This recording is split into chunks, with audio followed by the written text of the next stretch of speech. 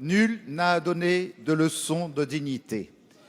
Alors que le président de la République S'il vous plaît, allez. a enfin reconnu que la France était en guerre depuis longtemps contre l'État islamique, tant à l'extérieur qu'à l'intérieur, nous devons avant tout partager l'immense chagrin de notre peuple, en pensant à toutes ces victimes innocentes et l'infinie colère que notre nation exprime avec dignité ici et là.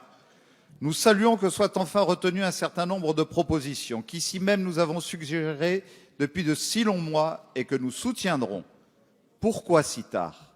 Pourquoi tant de sang versé, tant de larmes pour que vous nous entendiez? Deux exemples. Voilà des mois que nous avons demandé la mise hors d'état de nuire des sympathisants terroristes fichés, véritables bombes ambulantes laissées en liberté. Cette proposition brocardée hier devient donc acceptable pour vous. Suite à la tentative d'attentat du Thalys, j'ai proposé la mise en place de portiques de sécurité dans les gares pour contrôler les accès. Chez vous, on m'a répondu « inapplicable », vous plaçant ainsi en harmonie avec une députée d'extrême droite qui disait « stupide ».